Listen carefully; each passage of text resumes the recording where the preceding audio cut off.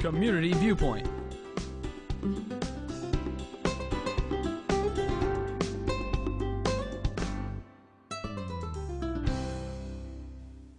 And welcome once again to Community Viewpoint. I'm John Pawlak, your host for this segment. And as you can see, we have with us today Fire Chief for Pahrump Valley, Scott Lewis, who I just was talking to. How long have you been Fire Chief? I thought it was 13 years, you said?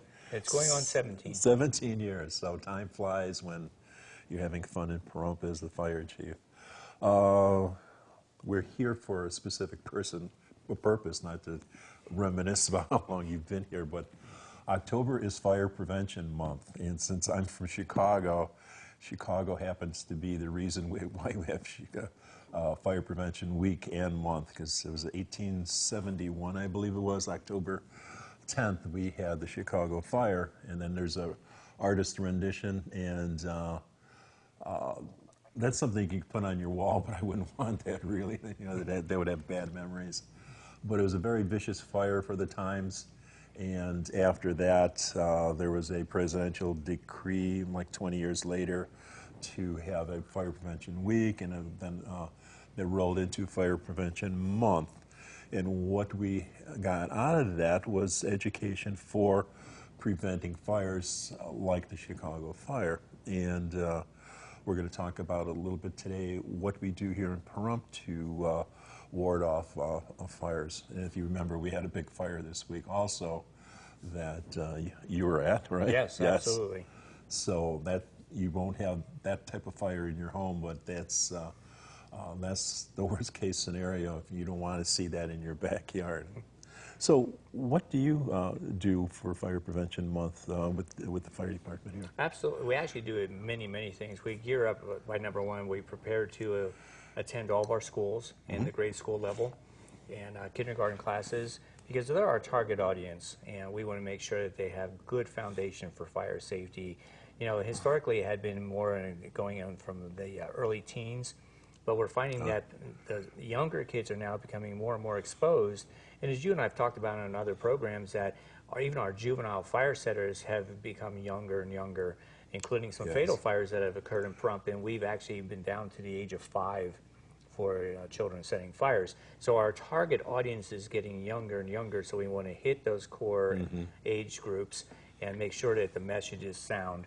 And we've gone away from the traditional methodology where they would take drawings and you know color pictures and things like that, and not necessarily going to a more graphic route, but a more meaningful, honest route with the kids, so they understand that it's not just a matter of pretty red trucks and flashing lights arriving at your house, much like you might see on other events and parades and things like that. But it's a very serious issue, and a lot of bad things can happen. And so we try and hit those core objectives in our fire prevention, and then incorporate some levity as far as having the teachers get in some turnout gear. So we're hoping the message there will be that when we're turned out in our stuff and you can't see the faces, you have a tendency to lose contact and get a little bit more nervous as a younger child. So we want to see there's teachers who they know, they trust, and all of a sudden they're in turnout gear and you can no longer see their faces, but they're the same people inside. And so that's kind of our message there. I know the libraries had the fire department out there for some of their programs in the summertime to wet the kids down.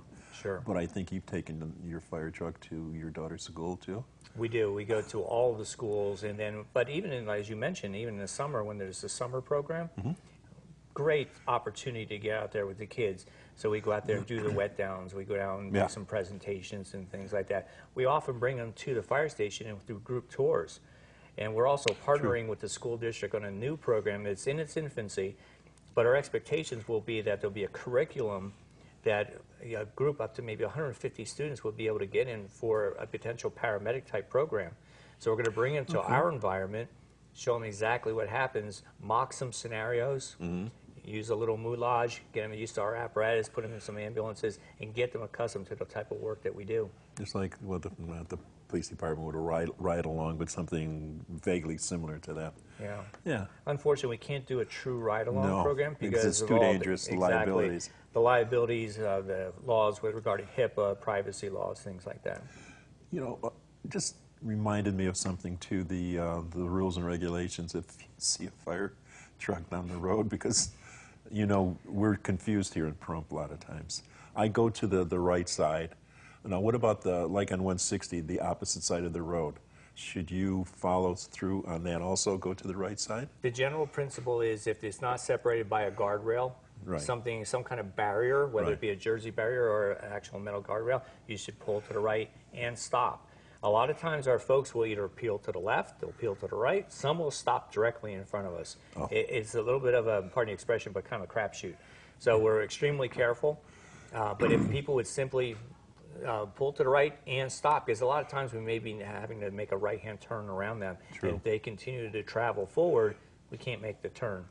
The big fire we spoke of this week, Yes. that was a common thread. Our apparatus is trying to get to the scene, and we're constantly battling different vehicular patterns all the way down 160. Because it's a two-lane road. It is, and so Yeah. people were indecisive in their movements. Some didn't make a decision at all, and it slowed us down. Unfortunately, I've seen some people use you as cover after you pass them up. They go fast to follow. They jump right on our tailboards, and they have a tendency to get ahead of the traffic pack, number one, and number two is they want to be the first one there to FaceTime the incident. Yeah, you're doing that, and you're not paying attention to other things. People may be coming onto the main thoroughfare and looking at the fire department, not looking at you. And then you're going to be, the police will be coming to. The last thing we want to do is have an incident within an incident, because Yes. if there is a traffic accident that occurs in front of us, we have a duty to stop and make sure everybody's okay. It's not as if we're going to stay there for the entire duration if it's a non-injury incident. But someone else who would need it initially now is at a loss. So those, some of the pet peeves that it reminds me of. How are the traffic circles working with you? Well, it depends. They can be very efficient if people understand the rules. Mm-hmm. And what's happening to us, we're getting 4 and 5 deep in some cases because people think that they even see someone approaching the traffic circle that they're supposed to stop, like a stop sign, and wait. And it's not that. It's who is in the circle has control of the circle. So it's a mixed bag. So pretty much they've worked out. There haven't been too many bad accidents, but with emergency vehicles, it's a crapshoot with that. Then Exactly. What do I do now? Right. Yes. They're not sure exactly where to go and what they should be looking for. So what else has been happening with the schools? You had a. So there was a recent partnership with us in the State Fire Marshal's office, and the state put it out to all the schools throughout the state, or the Fire Marshal's office put it out to all the schools of the state, of a contest.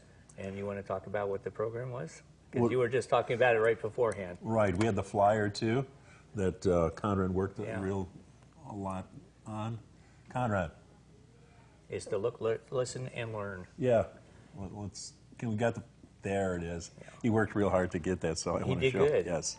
So the State Fire Marshal placed it out. Unfortunately, there wasn't a tremendous amount of time that allowed the schools to fully, delve into this program. However, each school had the opportunity to have their students and submit drawings to the fire department. So we were the first level of review. And I'll tell you, when our platoons were going through, there's some excellent artists out there. They did a really good job. They really embraced the concept. And so we chose several, and then we forwarded them to the State Fire Marshal's office for final selection. And I don't have the final award, but it's my understanding that we received 3rd place this year, and last year we had a 1st place winner. Okay, so there's education that's setting in with the kids, and you're making some inroads with that age group, which is then they filter it up to the teens and to the parents through shame.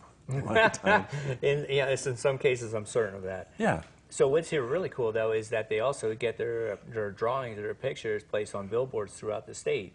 So we should be seeing some of them in the Las Vegas Valley and other areas of the state. Okay. After the Fire Prevention Week and month.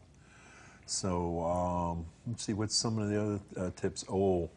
Batteries. Yeah, we're up at the time again. It's the 6-month mark, so when you're going to be setting your clocks, you also want to know it's fire prevention, and you want to change out your batteries on all your smoke detectors. Yeah, try not to go to Harbor Freight and get a large amount of 9-volt batteries, because you'll wind up using them for 6 years by the time you use them. Exactly. They're depleted. Exactly. Then they don't last the 6. Yeah, check them before you put them in there, because they won't last that long.